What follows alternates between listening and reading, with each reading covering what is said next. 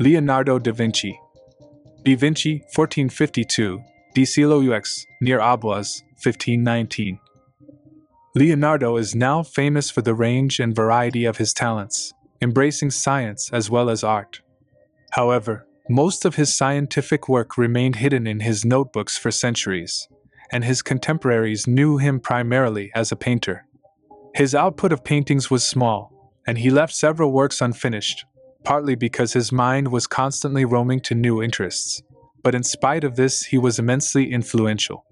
He is regarded as creator of the majestic high Renaissance style, which moved away from the emphasis on line and decorative detail characteristic of so much 15th century Italian painting. Although no one painted detail more exquisitely than Leonardo, he combined this with grandeur of form and unity of atmosphere, in part achieved through his wonderfully subtle handling of light and shade. Leonardo led an unsettled existence, but his career was divided mainly between Florence and Milan. He spent his final years in France as an honored guest of Raphael. By the time of his death, he had already acquired a legendary aura. Lifeline. 1452 born at Vinci, near Florence, c. 1472 completes apprenticeship with Verrocchio. c. 1482 moves to Milan, where he works mainly for Duke Ludovico Sforza. c. 1495-98 paints Last Supper. 1499 leaves Milan after city is captured by French. 1508 works mainly in Florence. Copyright 1503-05 paints Mona Lisa. 1508-13 based in Milan. 1513 moves to Rome. 1516-17 moves to France at the invitation of Francois. 1519 dies aged 67. Head of a young woman with tousled hair, La Scapigliata, the subject of this beautifully executed study is unclear. It has some similarities with Leonardo's portrayals of Leda, but could also be a study for the head of the Madonna. c. 1508, gouache on panel, 27 by 21 centimeters, Galleria Nazionale, Parma, Italy. The Annunciation. Nothing is known of the circumstances in which this work was created, but it is generally regarded as Leonardo's earliest surviving independent painting, probably dating from soon after he completed his apprenticeship with Verrocchio. The angel's wings, which look as if they are based on those of a bird, and the closely observed botanical detail indicate his scientific curiosity. c. 1472-75, tempera on wood, 98 x 217 centimeters, Uffizi, Florence. I have offended God and mankind because my work did not reach the quality it should have. Leonardo da Vinci. Technical drawing from a notebook. Leonardo was described as the most relentlessly curious man in history. His notebooks are filled with technical drawings of engineering projects and inventions, and detailed illustrations of anatomy. He wrote from right to left, so his notes can only be read in a mirror. Sepia ink on linen paper, Galleria dell'Accademia, Venice, Italy. Madonna of the Rocks/Ye Virgin, Jesus, the infant Saint John, and an angel are arranged in a pyramid, a stable composition. The unusual grotto setting indulges Leonardo's fascination with rocks and water, which stemmed from his birthplace of Vinci, a town built above a river gorge. Cent 1483-85, oil on panel transferred to canvas, 199 by 122 centimeters, Louvre, Paris, France. Closer Ioc. Linking gestures. Unusually, Leonardo has placed the infant Christ at the Virgin's feet, with her hand above him. The angel has a protective arm around Christ as he raises his hand in blessing to Saint John, who is reaching out from beneath the Virgin's other hand. In this way, all the figures are linked by gestures. Mona Lisa, La Gioconda. This painting is now so famous that it is difficult to imagine how fresh and innovative it must have looked to Leonardo's contemporaries. The relaxed naturalism of the pose, with the hands casually overlapping, and the intriguing subtlety of the expression would have made most earlier portraits look stiff. The mysterious landscape, too, differs greatly from the plain background characteristic of 15th century portraits. c. 1503-05, oil on panel, 77 x 53 cm, Louvre, Paris, France. Loser look.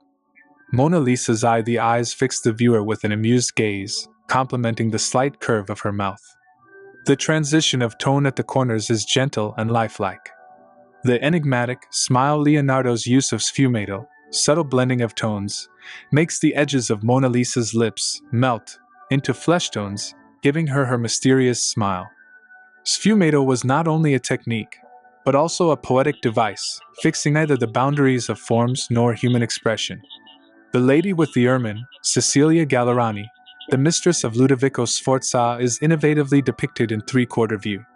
She turns as if someone, perhaps Sforza himself, has just entered the room. The ermine was a symbol of purity, oil on wood, 55 x 40 centimeters, Czartoryski Museum, Krakow, Poland.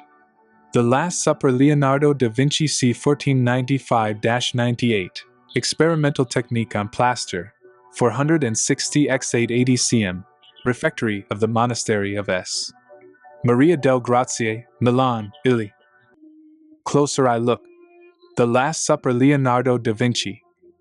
Leonardo's patron in Milan, Duke Ludovico Sforza, commissioned him to decorate the refectory of the Dominican monastery of S. Maria del Grazie, which housed the Duke's family chapel. His coat of arms appears above the painting. The mural took Leonardo about 3 years, to the Duke's irritation. Often he just stood on the scaffolding and looked at it for hours at a time without painting a stroke. On completion, the painting became instantly famous and was copied by numerous artists, including Peter Paul Rubens, c. 224. Sadly, by the 17th century, it was in such a dilapidated state that the monks cut a doorway through the center of the wall. The refectory was reduced to rubble by bombs in World War II, but the sandbagged wall survived. Just composition. No other artist has surpassed Leonardo's ability to compose figures into dramatically and visually satisfying arrangements, and this painting is the supreme example of this skill. The disciples all react differently, yet they form nobly harmonious groups on either side of the central figure of Christ. Art historian Kenneth Clark describes them as two dynamic masses united and kept in repose by a single point of balance. Instead of giving Christ a halo, he is framed by a window and a glimpse of countryside, which brings out the pathos of his human plight rather than emphasizing his divinity. It also increases the illusion of reality. Linear perspective. Leonardo continues the perspective of the refectory with converging walls and a coffered ceiling of recessed decorative panels. The illusion of real space is so powerful that monks must have felt they were with Christ at top table.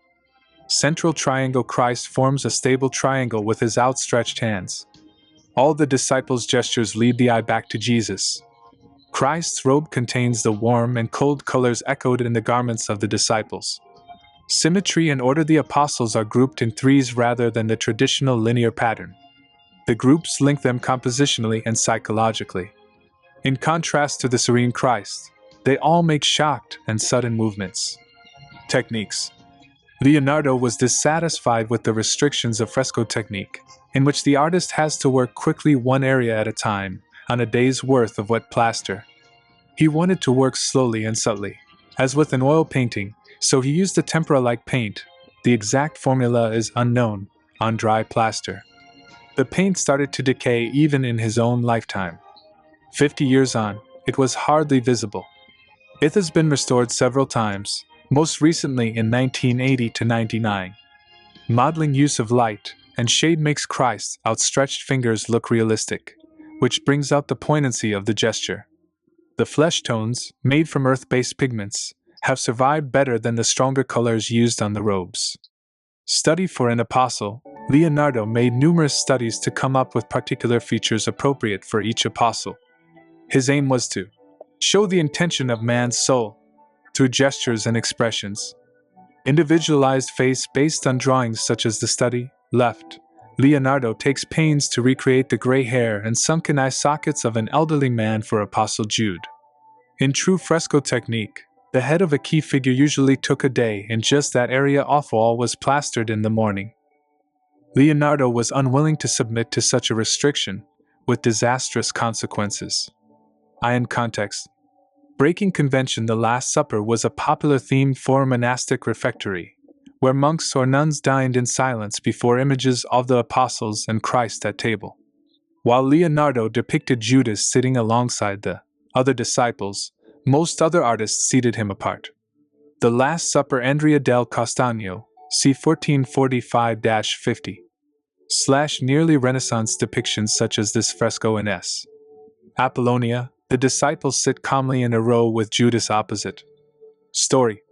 The Last Supper is echoed in the New Testament as the final meal Christ took with his 12 disciples in Jerusalem before he was arrested.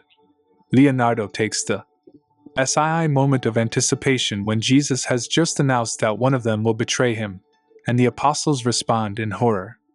Within the traditions of the disciples' appearance, John young, long-haired, clean-shaven, and slightly effeminate. Peter with short curly gray hair and a blue cloak. For instance, Leonardo adds psychological depth. The apostles left right, the 12 apostles are Bartholomew, James, son of Alphaeus, James the Less, and Andrew, Judas Iscariot, Peter, and John, Thomas, James, son of Zebedee, James the Greater, and Philip, and Matthew, Jude, and Simon the Zealot. Jesus, the classical beauty and calmness of his face express order in the midst of recoil and disbelief. His downcast eyes and slightly open mouth suggest acceptance of his fate. Philip and Matthew opt the right. Matthew seeks reassurance from his fellow apostles, while Philip looks anguished. Despite being in separate groups, Matthew's gesture links the two, forming another triangle of negative IES and koina local. The apostles' robes were reflected in the metal table war. Unfortunately, this subtlety is lost forever. Peter, Judas, and John Peter, sitting in the middle, jerks forward with a knife, with which he will shortly cut off a Roman's ear, and says something to John. He moves Judas forward into shadow, the only face not in the light. Judas knocks over the salt, which is a bad omen. He is the only apposite to show little expression. John, true to form, looks dreamy. He will go on to write the book of Revelations. And whilst they were eating, he said, "Amen, I say to you that one of you is about to betray me." And they, being very much troubled, began every one to say, "Is it I, Lord?" Matthew 26:21, 22. The Bible. Michelangelo Buonarroti. B. Caprese, near Arezzo, 1475, di Rome, 1564. Michelangelo's titanic career lasted virtually 3/4 of a century, and for most of that time he was unchallenged as the greatest artist in Europe, his contemporaries looking on him with awe. He regarded himself primarily as a sculptor, but he was equally outstanding as a painter, draftsman, and architect. His career was divided mainly between Florence, where he was much employed by the Medici family, and Rome, where he produced most of his greatest works in the service of the papacy, particularly the decoration of the Sistine Chapel and the rebuilding of St. Peter's. In both painting and sculpture, Michelangelo showed an unequaled mastery in portraying the nude human figure, and also an intense spirituality that reflected his own devout way of life. He concentrated almost entirely on deeply serious subjects, treated with superhuman beauty and grandeur, and he was unconcerned with the anecdotal or the ornamental. In spite of his huge success and fame, he lived modestly, completely devoted to religion and art, and working tirelessly. A contemporary biographer said that to save time he sometimes went to bed with his boots on. His work was immensely influential not only on his contemporaries but also on generations of later artists. Lifeline. 1475, born in Caprese to a family of minor Florentine nobility. 1488, trains in fresco painting with Ghirlandaio. 1489, joins the household of Lorenzo de' Medici. 1501 to 2004, creates statue of David for the city of Florence. 1505, receives commission to create sculptures for the tomb of Pope Julius. 1508 to 12, paints frescoes on the Sistine Chapel ceiling. 1534, settles in Rome. 1536 to 41, paints Last Judgment fresco on altar wall of the Sistine Chapel. 1546, appointed architect to St. Peter's, Rome. 1564, dies aged 88. Moses' Gi's imposing figure is part of the tomb of Pope Julius II. The tomb was commissioned in 1505 and was conceived on an immense scale, but when finally erected in 1545 it was in much reduced form. See 1513-15, marble. height 235 centimeters, S. Pietro in Vincoli, Rome, Italy. Pieta Michelangelo made his name with this work. When critics said the Virgin looked too young to have a fully grown son, he said that sin was what aged people. 1498-99 marble, height 174 centimeters, St. Peter's, Vatican City. Holy Family, Doni Tonda. His is Michelangelo's only known completed panel painting. It was commissioned by Agnolo Doni, a wealthy Florentine weaver, hence its name, Doni Tonda. Tonda is Italian for round, and the word is applied to circular paintings such as this. Although Michelangelo claimed not to be a painter, the sheer polish of his technique is masterly. The frame is original and was perhaps designed by the artist. C 1503-04, oil on panel, diameter 120 centimeters, Uffizi, Florence, Italy. David. This gigantic figure of the biblical character David came to symbolize the new Republic of Florence in its strength and potential for powerful action. 1501-2004, marble, height 5.18 m, Galleria dell'Accademia, Florence. Closer look. Anatomically accurate, Michelangelo dissected corpses to help him understand how the muscular system worked and portray the human body realistically. Ready for action, one realistically sinewed hand holds the sling from which David will hurl the rock that kills the giant, Goliath. He looks poised to unfurl his arm and take aim. The creation of Adam as God fires Adam with the divine spark of life. The gap between their fingers heightens the anticipation. The outlines are clean and uncluttered to make them easy to read from the floor, 20 m below. 1511, fresco, Sistine Chapel ceiling, Vatican City. In context, the sack of Rome in 1527, the troops of Charles V, the Holy Roman Emperor, sacked Rome, destroying or stealing many of the city's treasures. After this, the confident, humanist world of Michelangelo's youth crumbled, to be replaced by the new Counter-Reformation. Michelangelo's apocalyptic Last Judgment on the altar wall of the Sistine Chapel dates from after this life-changing event. Pope Clement VII is besieged by Charles V. The Sistine Chapel to paint the ceiling frescoes. Michelangelo worked uncomfortably on scaffolding for 4 years, without helpers. When he finished the nearly 300 figures, he was hailed as Il Divino Michelangelo, the Divine Michelangelo. However, his Last Judgment on the end wall was harshly criticized for its obscene, nude figures and censored by the Council of Trent, c.199, in 1563. Ceiling painted 1508-12, end wall 1536-41, fresco, ceiling 13.75 by 39 m, Rome, Italy. The Fall of Man. Michelangelo combines two incidents from the story of Adam and Eve in own image. At left they are tempted by the serpent to eat the fruit of the tree of knowledge, and at right they are expelled from the Garden of Eden for disobeying God. 1509-10, fresco, Sistine Chapel ceiling, Rome, Italy. Brush splatterings make a pomment of my face. I'm not a painter? Michelangelo, on painting the Sistine Chapel ceiling. Raphael. Bierbino, 1483, di Rome, 1520. Whereas Leonardo and Michelangelo are regarded as the great innovators of the High Renaissance, Raphael, the third member of the triumvirate that dominated the period, was the great synthesizer, building on the ideas of others and blending them into a supremely graceful unity.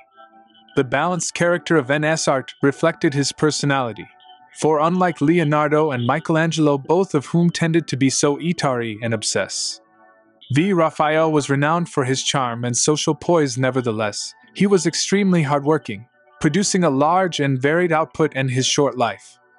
From an early age, Raphael enjoyed a career of continual success. He was working independently when he was only 17 and was summoned to Rome by Pope JJS II when he was 25. For the rest of his life he was employed mainly on or projects for the papacy. Most of his work was on religious subjects, but he was also an outstanding portraitist and a leading architect. His work became a model and inspiration to other artists for centuries. Lifeline.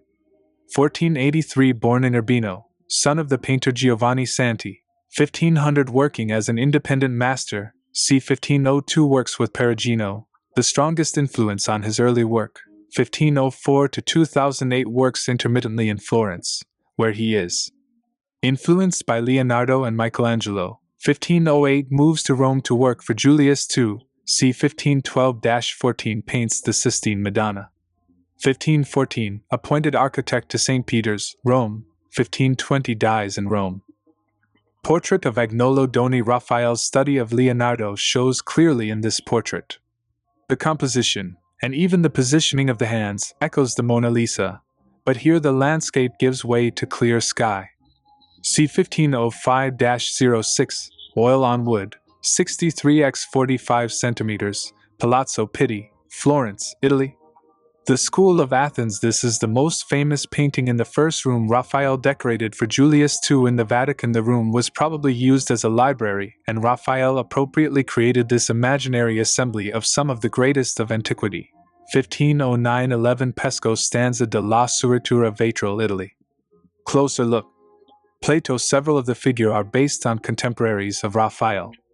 The dignified white-haired figure at the center of the painting, representing the Greek philosopher Plato conversing with his student Aristotle, is a likeness of Leonardo da Vinci. Heraclitus. The brooding figure in the foreground, representing the philosopher Heraclitus, is based in Michelangelo. While working on the School of Athens, Raphael saw the first half of the Sistine ceiling unveiled in 1511, and he added this figure as a tribute to its creator. Self-portrait on the right. The astronomer Zoroaster and geographer Ptolemy are leading a discussion. They each hold a globe, showing the heavens and the earth, respectively. Listening to them is Raphael himself, his gaze directed out of the painting and towards the viewer. Leonardo da Vinci promised us heaven, Raphael gives it to us. Pablo Picasso. The triumph of Galatea. Study. Classical models were important to Raphael. He drew many studies for his major works, both of individual figures and of the painting as a whole. Numerous versions, with slight variations, were made before he was satisfied with the composition. Red chalk on paper, Ashmolean, Oxford, UK. The Triumph of Galatea. Raphael's lively depiction of the sea nymph Galatea's apotheosis anticipates the expressive figure painting of the Mannerist style. C. 1511, fresco, 29 by 2,525 centimeters, Villa Farnesina, Rome, Italy. Close look. Circular emphasis. The upraised arms of the figures in the lower half of the painting create a compositional harmony complementing the arc of the cherubs above and framing the central figure of Galatea.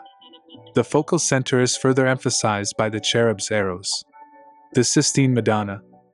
This is one of Raphael's most celebrated works. Flanked by Saint Sixtus and Saint Barbara, the Virgin carries the infant Christ, apparently from the area behind the curtains to the real world beyond.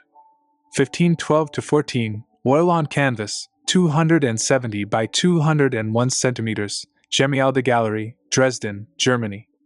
Closer look. Cherub contrasting with the seriousness of the figures above. The impishly childlike putty leaning on a balustrade provide a link between the viewer and the space in the painting. The Transfiguration. His was Raphael's final large work, still unfinished at his death. The agitated movement and emotion marks a move away from the serenity of the High Renaissance, presaging the Mannerist style. 1518-20, oil on wood, 405 by 278 centimeters, Vatican City. In context. Classical philosophy. The humanism that characterizes the Renaissance invoked a fascination for all things classical. Artists rediscovered the art and architecture of ancient Rome, which heavily influenced their style. Raphael in particular was attracted to the work of classical artists. Portrait of Aristotle by Jules van Gent, c. 1475.